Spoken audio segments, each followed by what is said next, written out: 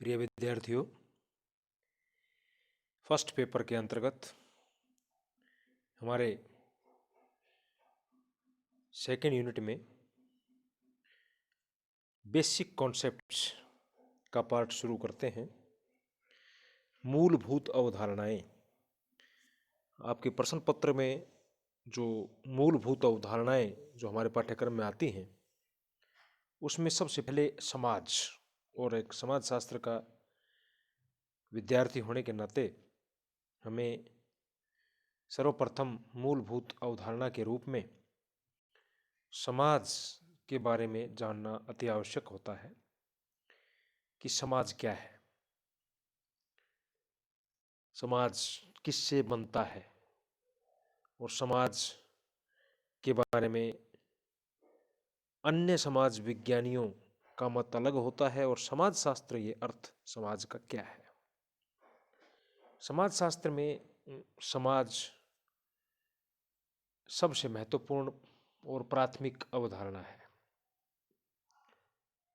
इसे भली भांति समझकर ही हम समाज शास्त्र को ठीक से समझ सकते हैं। जहाँ जीवन है वहाँ समाज भी है, और व्यक्ति और समाज में पारस्परिक निर्भरता काफी मात्रा में पाई जाती है। आम बोलचाल की भाषा में, या यूं कहिए सामान्य अर्थ में, समाज शब्द का प्रयोग व्यक्तियों के एक समूह के लिए करते हैं। किसी से भी हम पूछेंगे जो समाज शास्त्र में जिसकी विधिवत रूप से जो समाज शास्त्र का विद्यार्थी न हो या समाज शास्त्र के बारे में न जानता हो, तो कोई भी आदमी ये कहेगा कि समाज व्यक्तियों का समूह है। किसी भी समूह को या संगठित या असंगठित समूह को समाज कह सकते हैं। जैसे आर्य समाज है, ब्रह्म समाज, जैन समाज, हिंदू समाज, मुस्लिम समाज, प्रार्थना समाज इत्यादि बहुत से एग्जाम्पल हैं। यह जो अर्थ है समाज का, वो एक सामान्य अर्थ है, और विभिन्न समाज वैज्ञानिकों ने समाज को अपने अपने ढंग से परिभाषित किया है। ये समाज शास्त्रीय अर्थ नहीं है। जैसा आपको बताया गया ना कि आम व्यक्ति, आम बोलचाल की भाषा में आपको अगर ये पूछा जाए, किसी भी व्यक्ति से पूछा जाए समाज क्या है, तो कहेंगे भी सब ये इट इज़ वेरी सिंपल, ये बहुत आसान है। और ये कहेंगे कि समाज जो है व्यक्तियों का समूह है, व्यक्तियों के झुंड को समाज कहते हैं। व्यक्तियों से मिलकर समाज बनता है, सामान्य अर्थ हुआ। लेकिन समाज शास्त्र में समाज शब्द का प्रयोग इतना आसानी से नहीं प्रयुक्त होता, बल्कि विशेष अर्थ में प्रयोग होता है इसका अलग से। यहाँ व्यक्ति और व्यक्ति के बीच पाए जाने वाले सामाजिक संबंधों के आधार पर निर्मित व्यवस्था को ही समाज कहा जाता है। भाई, जो व्यक्तियों का समूह को समाज बताते हैं ना, वो तो समाज शास्त्र में समूह माना जाता है, न कि समाज। That is called group in sociology. Sociology में उस ग्रुप को समाज कहेंगे जिसमें आपस में सामाजिक संबंध हो, और अंतःक्रिया से सामाजिक संबंध बनते हैं। सामाजिक संबंधों की जटिल व्यवस्था को समाज कहेंगे। भाई, व्यक्ति और व्यक्ति के बीच पाए जाने वाले सामाजिक संबंधों के आधार पर निर्मित व्यवस्था को समाज कहा गया है, और यहां व्यक्तियों के समूह को समाज नहीं माना जाता। डेफिनेशन देखते हैं समाज की, और अच्छी तरह स्पष्ट हो जाएगा हमें कि कौन कौन से विद्वानों ने अपने क्या क्या विचार प्रकट किए। परिभाषाएं समाज की। चार्ल्स कूले के अनुसार समाज स्वरूपों और प्रक्रियाओं की जटिलता है। प्रक्रिया मतलब प्रोसेस, स्वरूप फॉर्मेट्स। कूले ने समाज को क्या माना है, इस तरह से सिंपल सी परिभाषा एक लाइन की, कि समाज जो है स्वरूपों और प्रक्रियाओं की जटिलता है। तो समाज को एक प्रक्रिया माना है कूले ने। टालकॉट पार्सन्स के अनुसार समाज को उन संपूर्ण मानवीय संबंधों की जटिलता के रूप में परिभाषित किया जा सकता है जो यथार्थ अथवा प्रतीकात्मक साधन साध्य की क्रिया से उत्पन्न होते हैं। फिर से सुनिए परिभाषा। उन संपूर्ण मानव संबंधों की जटिलता को हम समाज कहते हैं जो यथार्थ या प्रतीकात्मक साधन साध्य की क्रिया से उत्पन्न होते हैं। भाई यथार्थ में संबंध, प्रतीकात्मक, और साध्य को प्राप्त करने में हम साधनों का इस्तेमाल करते हैं। और ज़्यादा स्पष्ट हो जाएगा आपको, और सबसे अच्छी परिभाषा जो मानी जाती है सोशियोलॉजी में समाज की, वो देखिए मैकाइवर एवं पेज के अनुसार। मैकाइवर पेज ने सभी चीज़ों को सम्मिलित किया है कि समाज के कौन कौन से तत्व हो सकते हैं। समाज रीतियों तथा कार्य प्रणालियों की, सत्ता तथा पारस्परिक सहयोग, समूह तथा अनेक विभाजनों की, और मानव व्यवहार के नियंत्रणों तथा स्वतंत्रताओं की एक व्यवस्था है। System, complex system.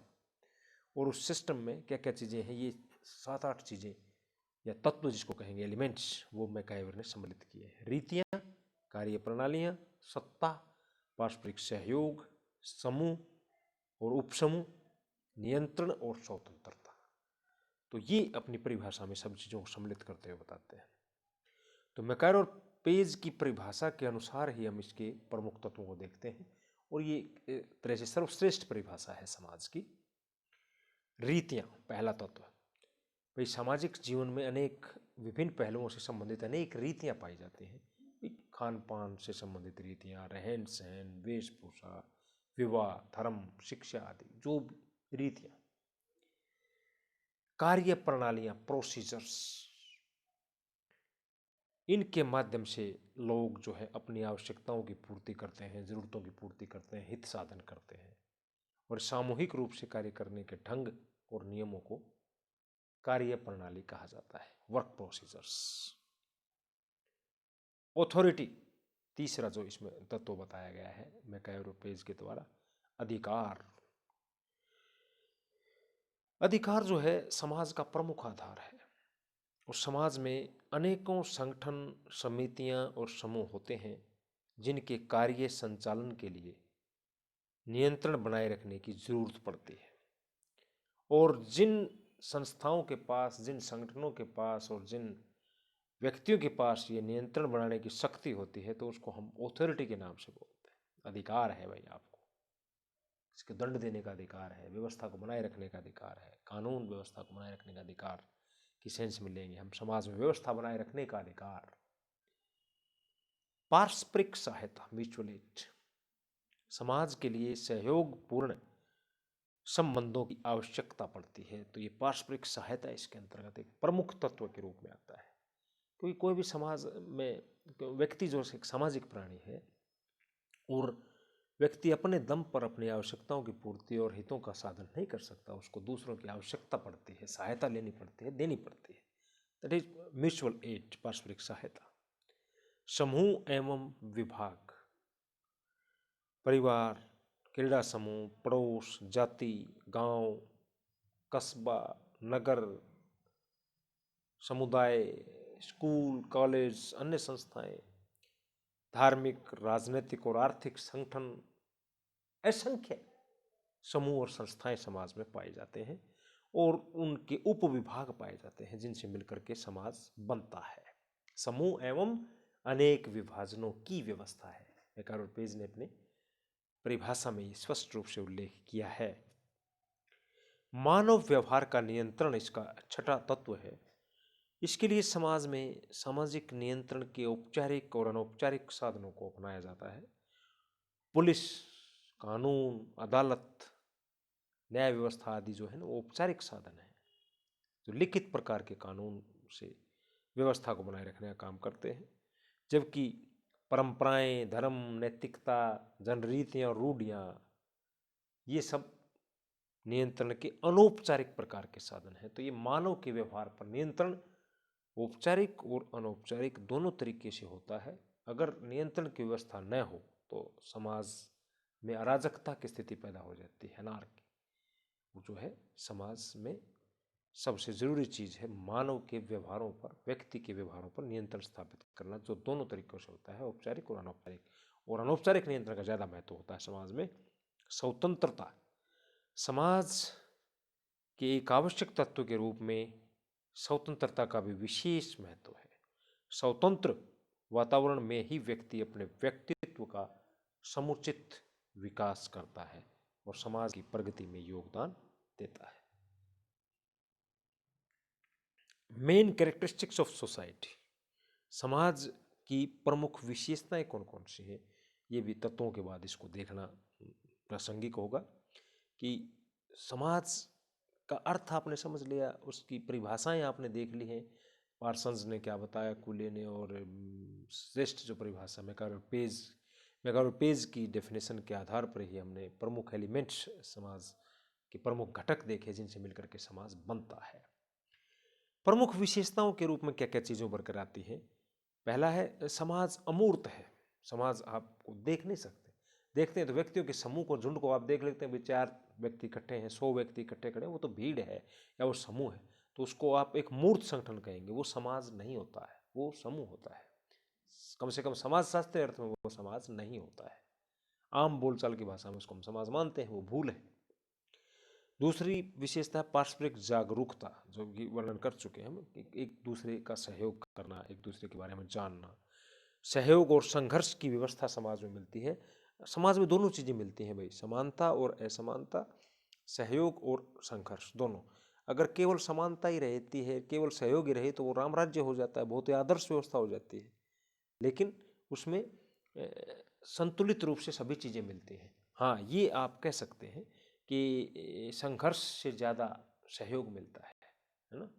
सहयोग ज़्यादा मात्रा में होता है, संघर्ष कम होता है। लेकिन ऐसा नहीं कह सकते हम कि भी किसी भी समाज में असमानता ना हो या संघर्ष ना हो। तो इन विशेषताओं में समानता और असमानता भी मिलती है, और एक विशेषता समाज की है सहयोग और संघर्ष, दोनों ही मात्रा में, दोनों ही समाज में मिलता है। अन्योनाश्रितता, एक दूसरे के ऊपर डिपेंड रहना, अन्योनाश्रितता, एक तरह से हम एक दूसरे पर डिपेंड है, निर्भर करते हैं, आत्मनिर्भर नहीं। सदैव परिवर्तनशील और जटिल व्यवस्था, ये एक बड़ी आवश्यक विशेषता है समाज की, कि समाज हमेशा परिवर्तनशील होता है, गतिशील होता है। ये नहीं कि समाज हमेशा स्थिर रहता है, परिवर्तन चाहे धीमी गति से आए चाहे तेज गति से आए, लेकिन आते ज़रूर हैं। इसलिए ये एक इसकी सार्वभौमिक विशेषता है कि कोई भी समाज जो होगा वो परिवर्तनशील होगा और जटिल होता है, सरल नहीं होता है।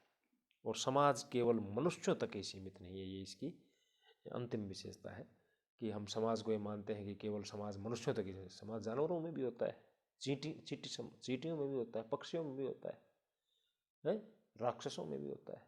समाज जो है वो मनुष्यों तक ही सीमित नहीं है, बल्कि अन्य सभी प्रजातियों में भी समाज मिलता है। समाज के प्रमुख लक्षण और विशेषताओं और अर्थ को समझने के बाद, ये पहले पार्ट में आपने समझा, और इससे आगे समाज का कुछ और दूसरा जो हिस्सा, समाज के प्रकार और समाज के बारे में और जो भ्रांति है, वो नेक्स्ट वीडियो में। Thank you.